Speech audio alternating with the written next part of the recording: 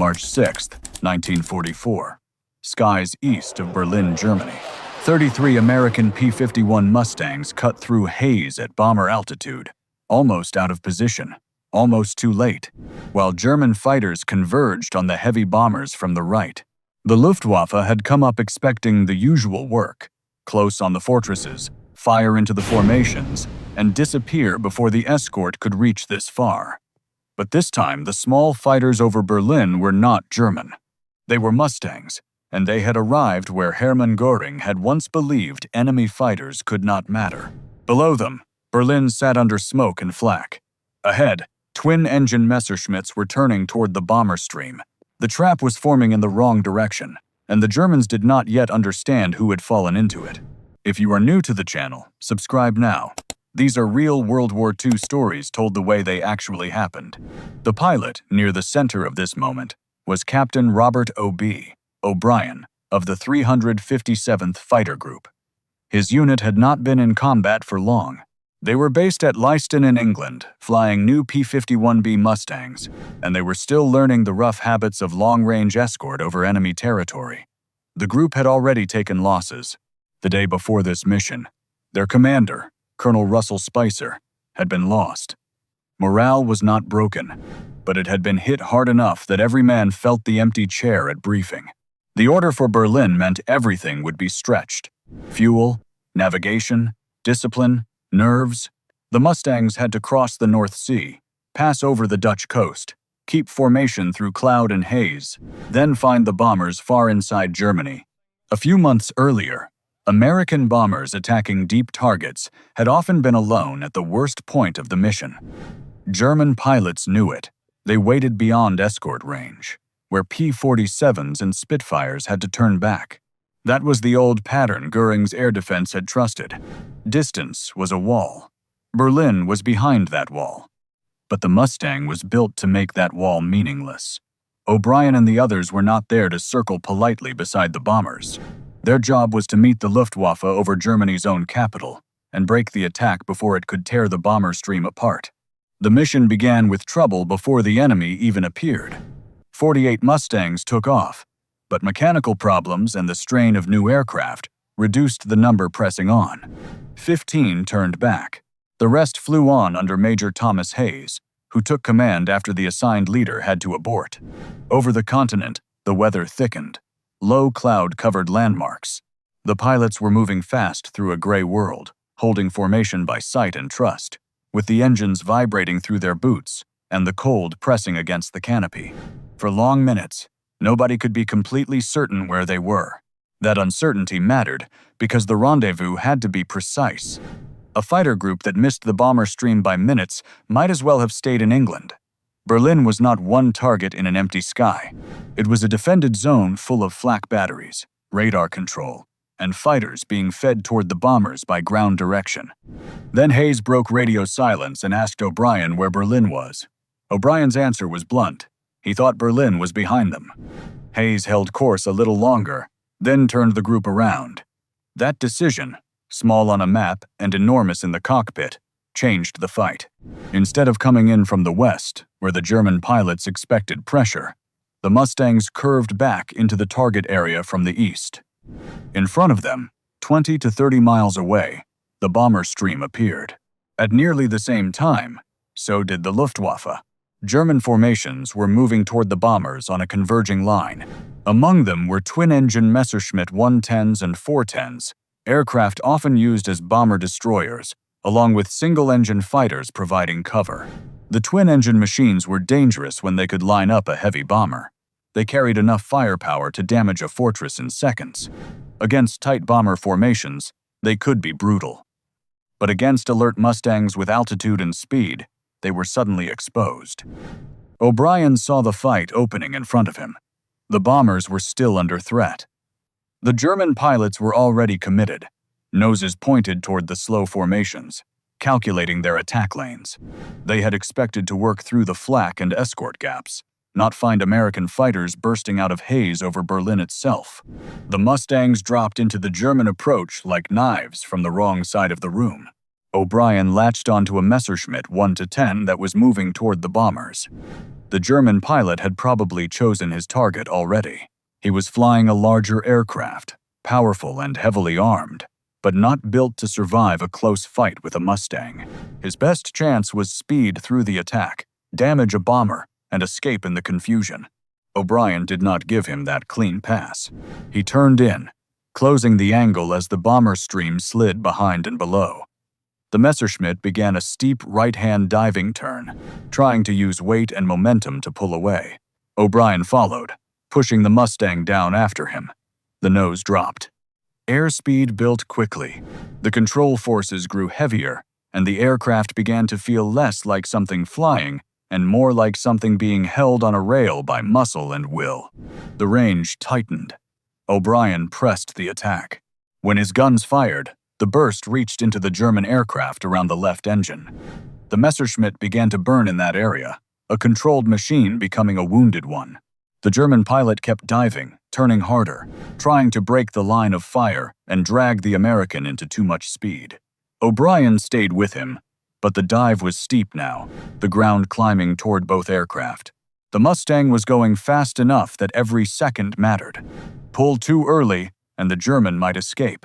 Pull too late, and the chase could end in the same place as the target. Then O'Brien's guns began to fail. One moment he had firepower. The next, the guns were jamming, leaving him unsure how many were still working, if any. It was the kind of failure that can turn hunter into target instantly. He was over Berlin, separated in the chaos, diving after a damaged enemy fighter, with the fight exploding above him. But the rounds already delivered had done their work. The Messerschmitt continued down, past recovery. O'Brien pulled up, rolled enough to keep sight of it, and watched the twin-engine fighter strike a large industrial-looking structure below. The explosion was visible from high altitude. A German aircraft that had come up to attack the bombers had not merely been driven away, it had been destroyed in front of the city it was trying to defend. That was the first reversal. The Luftwaffe had expected distance to protect the interceptors. Instead, an American Mustang had reached Berlin, interrupted the attack, and sent a bomber-destroyer into the ground. But the fight did not pause to admire the result. O'Brien tested his guns and got nothing. No useful response. No reassuring flash from the wings. Over enemy territory, a fighter without guns was still fast, still maneuverable, but it had lost its teeth. He was alone as well, without his regular wingman. The correct decision was not heroic. It was survival with discipline. Hanging around a massive air battle over Berlin with jammed guns was not courage. It was offering the enemy a chance. He turned for England and began climbing away from the worst of the fight. The sky around Berlin was no longer organized. Bomber formations pushed through flak. Escorts cut across them in weaving lines. German fighters broke from attacks and tried to reform. Smoke rose from the city and from aircraft that had already gone down. The radio crackled with calls that came and vanished almost too quickly to understand. For a German flight leader trying to regain control, the situation must have felt wrong. The Americans were supposed to be temporary visitors near the edges of the Reich, not fighters appearing at the capital and attacking from behind the expected line. The twin-engine crews had been sent into daylight to kill bombers. Now they had Mustangs on them before they could finish the approach. O'Brien climbed toward 20,000 feet, trying to leave the target area without inviting attention. Then, another P-51 approached from his 4 o'clock position. It was a Mustang from the same group, flown by Leroy Reuter of a sister squadron. Reuter joined on O'Brien's wing and identified him. O'Brien did not announce that his guns were dead. He simply told Reuter to stay with him, and the 2 Mustangs turned their noses westward. For a few minutes, that might have been enough. 2 American fighters leaving the Berlin area, one armed and one not, trying to make the long road back over Germany. But the Luftwaffe was still searching for openings. A single Mustang could be chased. A pair could be tested. And from the 2 o'clock position, Reuter spotted another bogey. It was another Messerschmitt 110. Here was the second test of the day. O'Brien could not shoot. If the German pilot pressed the attack aggressively, The American pair would have to rely on positioning, deception, and Reuter's guns. The German aircraft, seeing two Mustangs, could not know one was effectively unarmed. He may have thought he had found escorts separated from the main fight, low on fuel, trying to get home. O'Brien made the only move that mattered. He directed Reuter to take the enemy aircraft. Reuter broke from the formation and went after the Messerschmitt. O'Brien stayed close enough to watch and to keep the larger picture. This was no longer the first chaotic collision over the bombers. It was a cleaner duel, and that made every movement easier to read.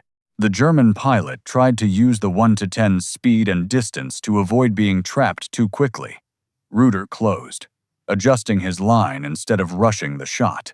A Mustang could waste ammunition in a bad angle, just like any other fighter. He needed range, position, and a stable target crossing his nose. The Messerschmitt turned away, but the turn showed its weakness. Twin engines gave it power, not the quick bite of a single-engine fighter. Reuter's Mustang cut inside the movement and reduced the gap. The German pilot now had to choose: continue turning and let the Mustang settle behind him, or dive and risk giving the American exactly the pursuit he wanted. He tried to escape. Reuter followed him down. The distance dropped through the invisible measures pilots understood without needing to say them. Too far became possible. Possible became close. The Mustang's nose steadied. Reuter fired.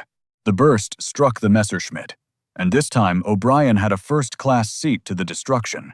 The German aircraft was hit hard enough that the fight went out of it. It lost control and went down. Another twin-engine attacker removed from the sky over Germany.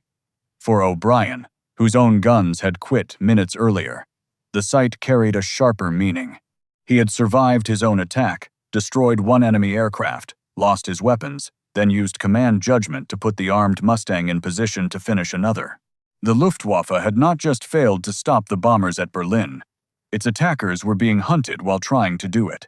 Above and around them, the larger battle continued to shift.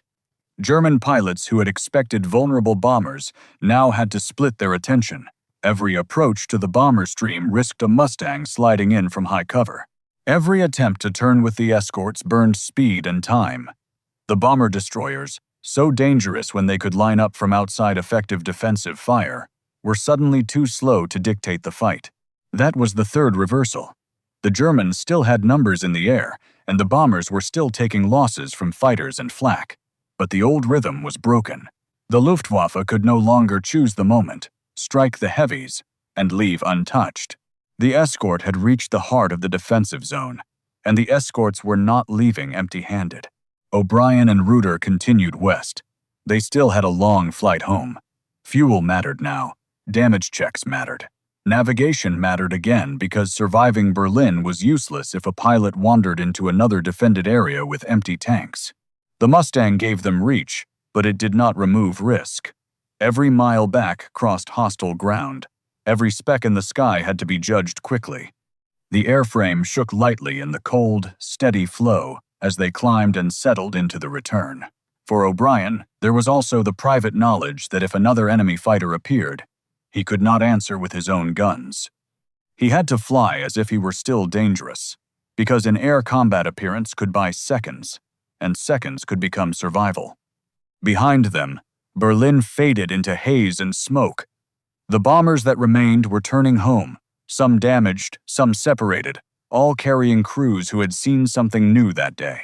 The little friends had not turned back at the edge of Germany. They had come all the way.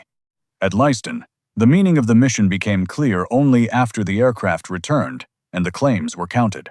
The 357th had sent 33 Mustangs to Berlin after the aborts. They had claimed more than 20 German aircraft destroyed that day and had not lost a single Mustang in the airfighting. O'Brien's destroyed Messerschmitt, 1 to 10, was part of that total. Reuter's kill was another visible proof. Major Hayes, after the confused approach and the turn back into Berlin, also scored later that day against a Messerschmitt 109 near Uelzen. The wider raid was costly for the bomber force, and no honest account can pretend otherwise. But in the fighter war, something had changed. Berlin was no longer a sanctuary behind distance. German interceptors that rose to defend it could be met, pursued, and destroyed by American fighters over the capital itself. The Boast had run into a machine with range, speed, and pilots willing to use both. What would you have done in that cockpit, with Berlin below you and your guns suddenly silent? And if you want more real World War II stories like this, subscribe. The idea that enemy fighters could not reach Berlin ended in the smoke over the city. The Mustang pilot did not answer Göring with a speech. He answered by showing up, shooting down the defenders, and flying home.